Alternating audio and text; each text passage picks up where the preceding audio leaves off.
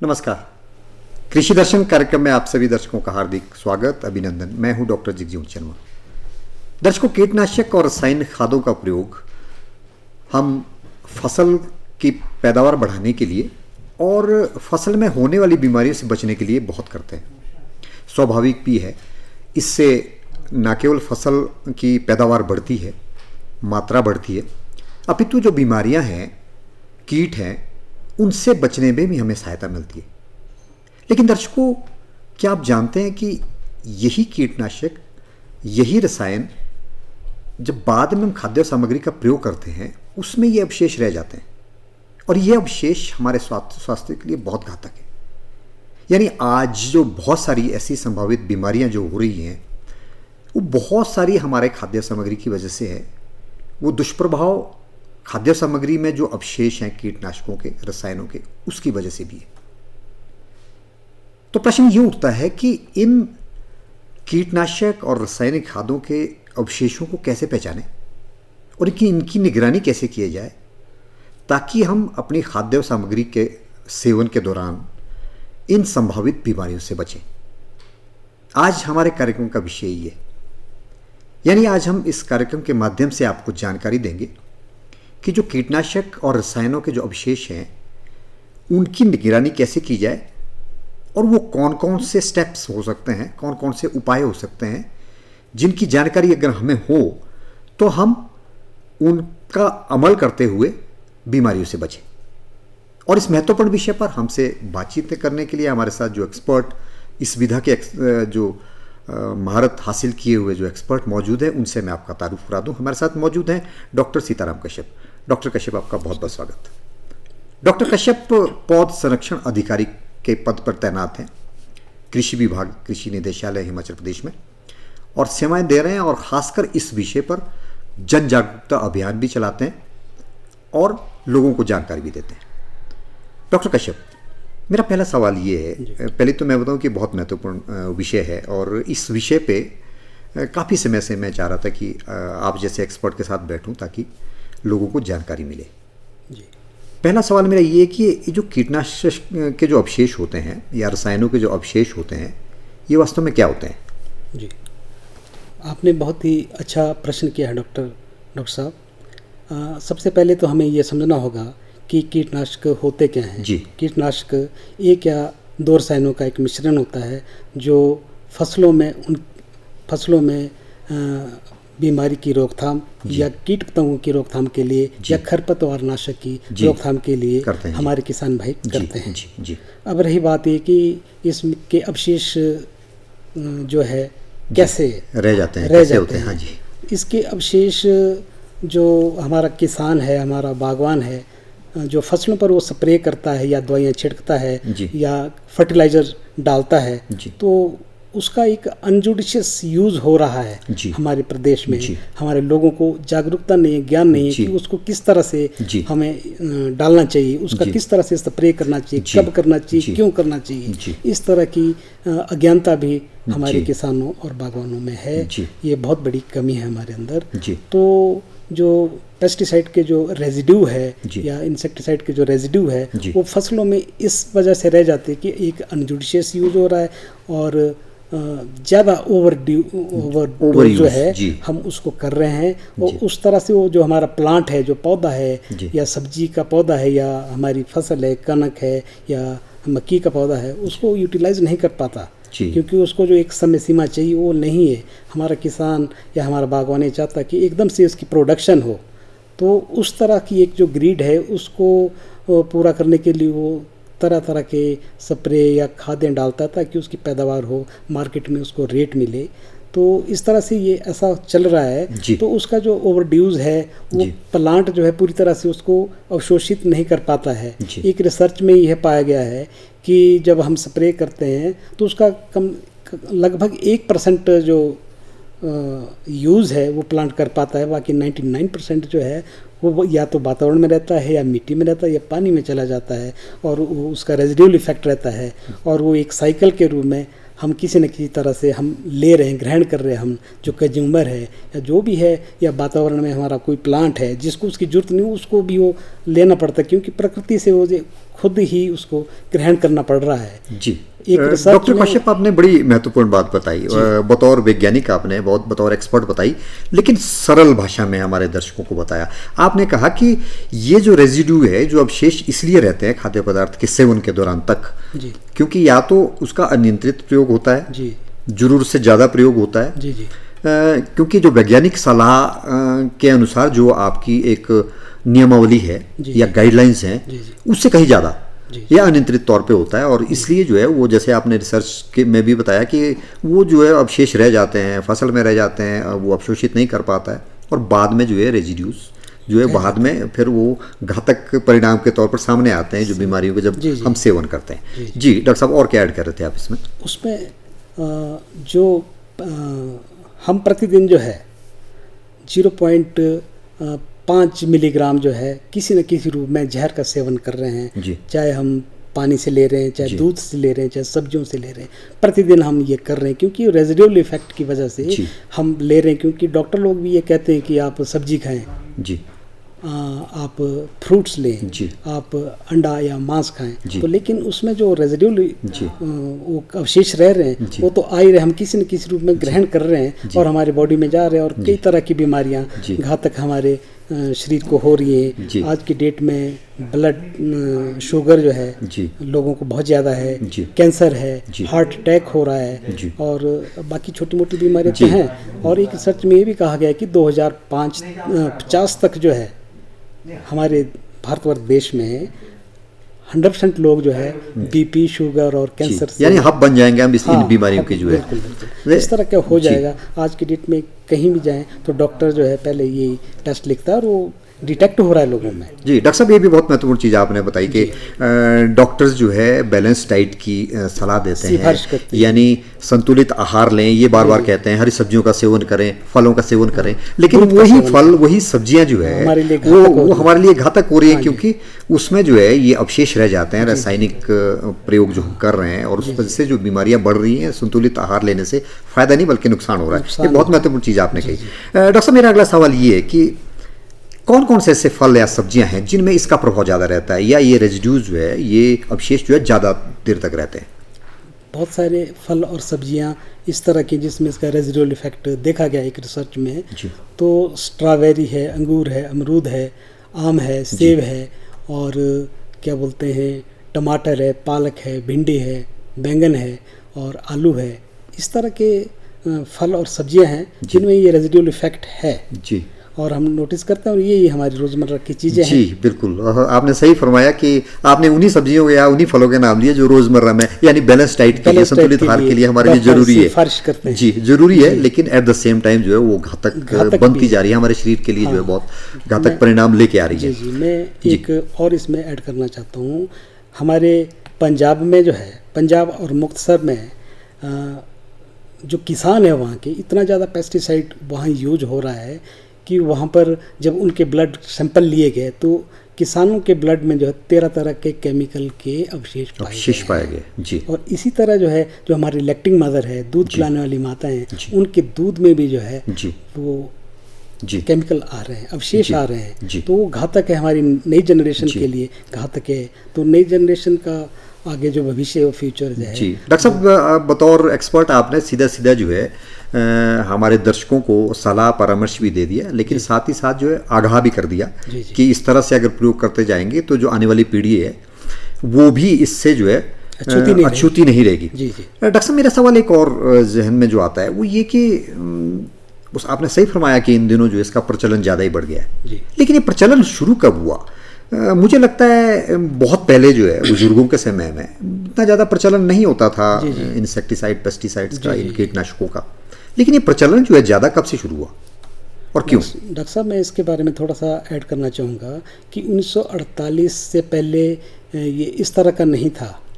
हमारे यहाँ परंपरागत खेती से या प्राकृतिक खेती से या ऋषि पद्धति खेती से खेती की जाती थी, जिसमें पेस्टिसाइड का बिल्कुल भी प्रयोग नहीं होता था, खादों का बिल्कुल प्रयोग नहीं होता था। लोग जो है, जो हमारी पारंपरिक खेती होती थी देसी खाद उसमें डालते थे, उसी तरह से फसल होती थी, लेकिन उसकी जो है पैदावार इतनी नहीं होती थी और जनसंख्या दिनों दिन बढ़ रही थी। 1948 और 60 के दशक में पेस्टिसाइड का प्रचलन हमारे देश में हुआ।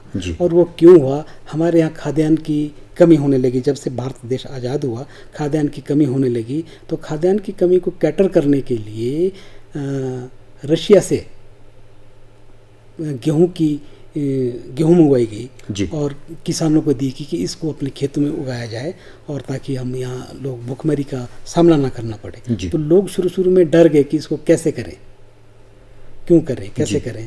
तो हमारे जो वैज्ञानिक लोग थे या हमारे जो एक्सपर्ट लोग थे, वो किसानों को उनको बीज तो दे दिया, लेकिन अब वो उनको फार्मर को कैसे बोले कि इसमें खाद डालो या इसको इस ढंग से करो, रासायनिक खेती करो।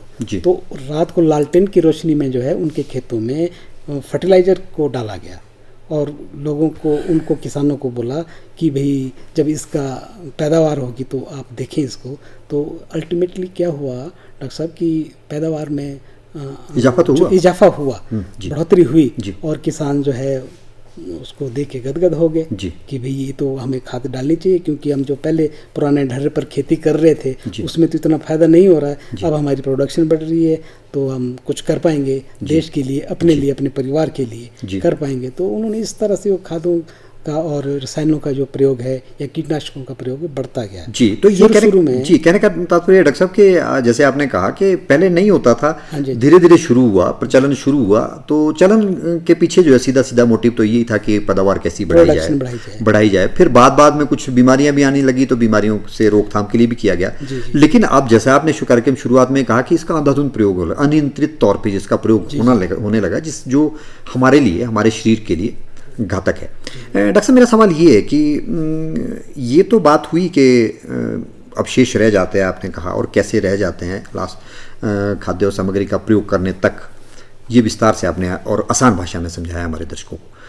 लेकिन ये पता कैसे लगाए? क्या कोई ऐसी परीक्षण की व्यवस्था है जिसमें हम ये पता लगाएं कि इतनी मात्रा में जो है इस खाद्य सामग्री में इतने अवशेष मौजूद हैं? जी, अभी तक तो डॉक्टर साहब हमारे प्रदेश में जो है, हिमाचल प्रदेश की मैं बात करूंगा, अभी तक तो इस तरह की व्यवस्था नहीं है, ना ही कोई लेबोरेटरी है। सोलन में जो हॉर्टिकल्चर की यूनिवर्सिटी वहाँ पर है, लेकिन अभी इस तरह की टेस्टिंग वहाँ पर नहीं हो रही है। हमारे हैदराबाद में national institute of plant health management जो हैदराबाद का है, जो भारत सरकार का जो उपक्रम है, वहाँ पर ये फैसिलिटी है और वहाँ पर ये टेस्टिंग होती है।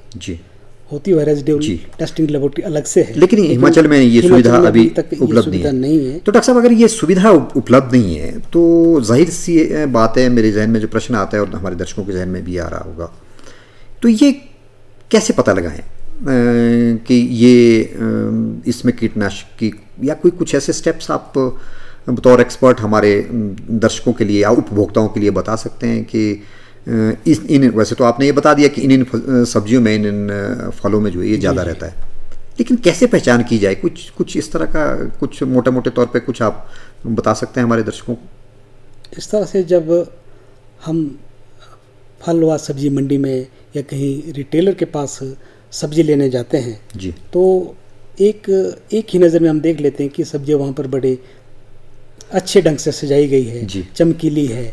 जो भिंडी आपको बिल्कुल ऐसी लगेगी कि खेत में अभी तोड़ कर लाए हैं, बिल्कुल हरी मिलेगी, और जो बैंगन है बिल्कुल फ्रेश ही मिलेगी और हम उसकी तरफ आकर्षित हो जाते हैं। गोभी जो है आपको ऐसी क्रीमिश मिलेगी, फुल गोभी जो है, कॉलीफ्लावर जो है क्रीमिश मिलेगी, एकदम तरोताजा हरी भरी दिखेगी। हम सोचेंगे ये तो भाई बहुत अच्छा प्रोडक्ट है और अभी ताजा एकदम ताजा है, और साथ में रिटेलर बोलेगा ये तो ताजा है जी, बिल्कुल पहाड़ी है। और जैसे मशरूम है बिल्कुल सफ़ेद मिलेगी आपको देखने को, और हम उसी तरफ जो है आकर्षित हो जाते हैं। हमें आइडिया नहीं होते कि ये किस तरह से तैयार की गई है, नहीं ये पता लगेगा कि इसमें केमिकल है या नहीं है, कुछ पता नहीं होता है, और हमें वो सब्जी लेनी है, चाहिए, जरूरत है हमारी की रोज़मर्रा ज़िंदगी के लिए सब्जी की जरूरत है। रोज़ सुबह हमें सब्जी चाहिए, बिल्कुल जी, खीरा चाहिए, सब कुछ चाहिए, सलाद चाहिए, फ्रूट चाहिए, तो हम ये देख पाते हैं, सिर्फ देख ही पाते हैं, बाकी कुछ नहीं कर पाते। ऊपर से डॉक्टर भी सलाह देता है कि हरी सब्जियों का सेवन करें, ताजा फलों का सेवन करें, वो हमें दिखता है हरा भरा ताजा दिखता है और हमें लगता है कि अभी ताजा जो है खेत से आया है। लेकिन आपका सीधा जो है संदेश जो है हमारे दर्शकों के, उसमें भ्रमित होने की आवश्यकता नहीं है। जी, तो उसको जो है अगर चलो अब सब्जी तो लेनी पड़ रही है तो लेकिन उसको हम कैसे दूर करें। अब हमें पता तो नहीं लग रहा है लेकिन वो चमक दमक देख रही है और हम ले रहे हैं। हमारी ज़रूरत है कि दिल कर रहा है कि हम कॉलीफ्लावर ले लें, हम ब्रोकली ले लें या पालक ले लें, साग ले लें। जी, पहली बात तो डॉक्टर साहब जैसे आपने कहा कि आपने अप्रत्यक्ष रूप से कह दिया कि ज़्यादा चमक धमक जो है थोड़ा सा हमें जानकारी उपभोक्ता के तौर पर बढ़ानी पड़ेगी। जैसे आपने कहा कि ज़्यादा चमक धमक का मतलब ये नहीं है, हरी भरी का मतलब ये नहीं है कि एकदम ताज़ा है। उसमें जो है वो स्प्रे कीटनाशक या जो उसको कलर, हाँ मैनेजमेंट या कलर के लिए जो कुछ जो केमिकल उसमें जरूर डाले होंगे, इस बात के लिए जो है ध्यान देने की जरूरत, ज़्यादा हरी भरी इसकी तरफ ना जाए। एक तो डॉक्टर साहब आपका संदेश ये, लेकिन उसके बावजूद भी डॉक्टर साहब जब हम ये सब्जियां या फल फ्रूट अपने घर ले ही आए, क्योंकि बाजार में यही मौजूद है, जी जी, तो क्या किन बातों का ध्यान रखा जाए ताकि ये जो अवशेष हैं कीटनाशकों के या खाद्य जो हमने खाद्य रसायन का प्रयोग किया, उनका जो असर है दुष्प्रभाव कम से कम हो हमारे शरीर, कैसे किया जाए? जी जी, इसके लिए कुछ छोटी मोटी तकनीक्स हैं जी, वो जरूर बताएं। अपनानी चाहिए हर कंज्यूमर को, जी, हर आदमी को वो कर लेनी चाहिए। जैसे हम सब्जियां फल फ्रूट बाजार से लाते हैं, अब लाने भी ज़रूरी है, तो सबसे पहले जो है सब्जियों को साफ और ठंडे और तेज पानी के बहाव में उसको 2-4 बार धोएं, क्योंकि इस पर जो पेस्टिसाइड के जो वो परत होती है सतह पर वो चिपके रह जाते हैं। तो उनको अगर ठंडे पानी से तेज धार पानी से 2-4 बार रनिंग वाटर में इसको धोएं तो ये काफ़ी हद तक दूर हो जाते हैं। जो चिपके वो दूर हो जाएंगे, चिपके हुए दूर हो जाएंगे जी। और एक तो स्टेप पे महत्वपूर्ण स्टेप आपने ये बताया जी। और उसके बाद उस सब्जी को क्या करें कि उसको 2% नमक के मिश्रण में जो घोल में जो है उसको 10 से 15 मिनट तक डुबो कर रखें, ताकि जो रेजिडुअल इफेक्ट है केमिकल का, किसी भी केमिकल का, वो उससे दूर हो जाएगा। क्योंकि एक ओस्मोसिस क्रिया होती है जिससे जो है वो केमिकल को बाहर लाता है, ये भी नमक उस चीज़ को बाहर लाता है और 10 से 15 मिनट उसमें लगते हैं, उस क्रिया को लगते हैं। ये भी महत्वपूर्ण क्रिया आपने बताई, महसूस नहीं होता लेकिन वो रासायनिक क्रिया उसमें होती है, ओस्मोसिस होता है, अंदर जाता है नमक और वो केमिकल को बाहर की तरफ धकेलता है और वो बाहर आकर, ये दूसरा महत्वपूर्ण उपाय हो गया। उसको 10 से 15 मिनट तक धोएं। लेकिन क्वेश्चन ये है हमारा कि उसको जो नमक के पानी में डालना है उसको कम से कम पहले धो लिया जाए सब्जी को। जी, पहले रनिंग वाटर में धो लें, 2-3 पानी में, 3-4 पानी में, उसके बाद जो है 10 से 15 मिनट तक जो है वो नमक के वाले घोल में रखें, नमक के 2%। जी, ये 2 उपाय हो गए डॉक्टर साहब। इसके अलावा और? इसके अलावा जो है हमें ब्लीचिंग करना चाहिए जी। वो कैसे की जाए? तो ब्लीचिंग के लिए जैसे सब्जियों को जो है थोड़ा उसको या स्टीम दे, भाप दे उसके ऊपर, या उसको 5-7 मिनट जो है उसको बॉयल कर लें। उससे भी जो है उसका जो हमारे पेस्टिसाइड है उसका जो रेजिडुअल इफेक्ट है, जो अवशेष है वो खत्म हो जाता है। स्टीमिंग से भी काफी हद तक जो है वो दूर हो जाते हैं और वो खाने योग्य हो जाती है जी। इसके अलावा और डॉक्टर साहब? उसके अलावा छिलना एक विधि और है, बिल्कुल विधि, वो भी जरूर बताएं। कई बार हम क्या करते हैं कि एकदम से हम इतने जागरूक नहीं रहती कि एकदम से मुंह में ले लेते हैं। सेब हमारे को दिखा और हम तुरंत कई बार सब्जी मंडी में ही तुरंत खा लेते हैं या खुरमानी खा लेते हैं सब्जी मंडी में, लेकिन ऐसा नहीं करना चाहिए। बिल्कुल बचना चाहिए, क्योंकि उसके ऊपर जो उसकी सतह पर जो है ना वो कीटनाशक के अवशेष छिपे रह सकते हैं, सतह पर रह सकते हैं। तो उसको सब्जी को जैसे घिया है, कद्दू है, काली तोरी है या खीरा है हमारा, उसको छिलना चाहिए, या गाजर है या दूसरी जो चीज़ें खरबूज है, तरबूज है, इन चीज़ों को छिल लें। तो जो सतह पर है उसको तो हमने कम से कम निकाल दिया, बिल्कुल दूर कर दिया है, और हम आत्मिक संतुष्टि भी होगी कि हमने रेजिडुअल इफेक्ट इसका खत्म कर दिया है। तो उसको हम बाद में उपयोग कर सकते हैं। जी डॉक्टर साहब, ये बहुत महत्वपूर्ण स्टेप्स आपने जो सुझाए, कम से कम उपभोक्ता जो है इन चीज़ों का तो ध्यान रखे जो बाजार से आते हैं। डॉक्टर साहब, मेरा अगला सवाल ये है कि ये तो हुई बात कि उपभोक्ताओं के लिए जो बहुत महत्वपूर्ण सुझाव, बहुत महत्वपूर्ण उपाय आपने दिए, लेकिन बतौर आप विभाग में अधिकारी हैं और प्रदेश सरकार या विभाग इस बारे में क्या कर रहा है कि ताकि ये कम से कम जो है किसान और बागवान जो शुरुआती तौर पे इन चीज़ों का प्रयोग कम से कम करें, किस तरह के आप पग उठा रहे हैं? जी, सन 2018 से जो है हिमाचल प्रदेश सरकार ने कृषि विभाग के माध्यम से प्राकृतिक खेती खुशहाल किसान योजना प्रदेश भर में चलाई है जी। इस योजना का जो मेन उद्देश्य है वो यही है कि हम जो भी फसल तैयार करें वो प्राकृतिक तौर पर करें जी, मतलब कीटनाशकों का और रसायनों का प्रयोग कम से कम या हो ही ना, बिल्कुल ना हो। नहीं, इसमें बिल्कुल नहीं है जी, कीटनाशकों का या खादों का प्रयोग बिल्कुल भी नहीं हो रहा है। ये बिल्कुल देसी और परंपरागत खेती की जा रही है जी।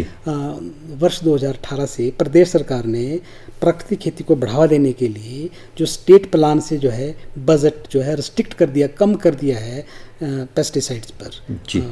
कम कर दिया है जी कि इसकी जो इसका प्रयोग ताकि कम से कम हो। हाँ जी, हाँ जी, इसको परचेजिंग थोड़ा कम हो जाए, परचेजिंग कम हो और इसको बढ़ावा देने के लिए इसमें बजट का प्राकृतिक खेती में बहुत ज़्यादा प्रावधान किया है। और प्राकृतिक खेती को हमारे जो तत्कालीन जो गवर्नर थे जी, महामहिम आचार्य देवव्रत जी, उनके माध्यम से ये किया गया। और उसी दौरान जो है प्रदेश में जो है पद्म विभूषण जो है सुभाष पालेकर जो महाराष्ट्र से हैं, जिसको प्राकृतिक खेती का जनक कहा गया है, वो आए और इस तरह यहाँ पर लोगों को जागरूक किया, लोगों को ट्रेनिंग्स दी और उन्होंने काफ़ी कुछ प्रदेश के लिए किया। और अभी भी जो है हमारा डिपार्टमेंट जो कृषि विभाग में जो हमारा प्राकृतिक खेती यूनिट है जी, वो इस पे काफ़ी काम कर रहा है। 1,60,000 के करीब किसानों को प्रशिक्षित किया जा चुका है प्राकृतिक खेती अपनाने के लिए जी। और 1.5 लाख फार्मर ने इसको अपना भी लिया हाँ जी। 14,000 के करीब जो है हमारे बागवान जो है, सेब के बागवान जो हैं, जो हॉर्टिकल्चर का वो करते हैं, प्रोड्यूस करते हैं जी, वो अपना रहे हैं इस खेती को।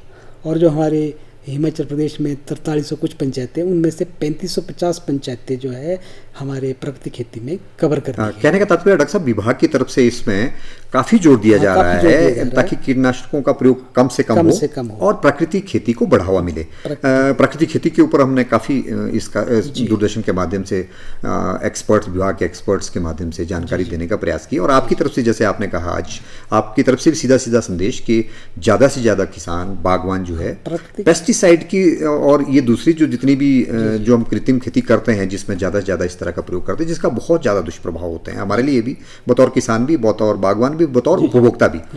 तो आपका सीधा सीधा संदेश कि आप प्राकृतिक खेती की तरफ आना चाहिए और उसमें प्राकृतिक खेती में जो है वो आपका प्रोडक्शन भी काफ़ी अच्छा हो सकता है और साथ ही साथ जैसे आपने कहा कि वो जो भी फसल हम उगाएंगे वो पेस्टिसाइड से मुक्त होगी, एकदम प्राकृतिक होगी और उसका दुष्प्रभाव भी बड़ा कम होगा। डॉक्टर साहब, मेरा सवाल आखिर में ये जरूर है कि कीटनाशकों का प्रयोग जो है जो लोग कर रहे हैं उनके बारे में थोड़ा सा जरूर बताएं, यानी वैज्ञानिक सलाह से लें, कैसे लें, कम से कम करें और क्या करें, वो थोड़ा सा जरूर बताएं जो लोग ये कर रहे हैं, चाहे वो बागवान है, चाहे रिटेलर है जो बेचते हैं कीटनाशक, उनके बारे में। जी डॉक्टर साहब, इसके बारे में मैं कहना चाहूँगा कि जो हमारे किसान भाई हैं, जब भी वो देखते हैं कि हमारे खेत में, फसलों में कीटनाशक की जरूरत है या फर्टिलाइजर, यानी जैसे आपने शुरुआत में कहा डॉक्टर साहब कि अगर कीटनाशक की जितनी जरूरत है उतना ही इस्तेमाल करें और साथ ही साथ आपने ये भी कहा कि वैज्ञानिक सलाह से करें। डॉक्टर साहब, इसमें और किसी और कार्यक्रम में बहुत ज़्यादा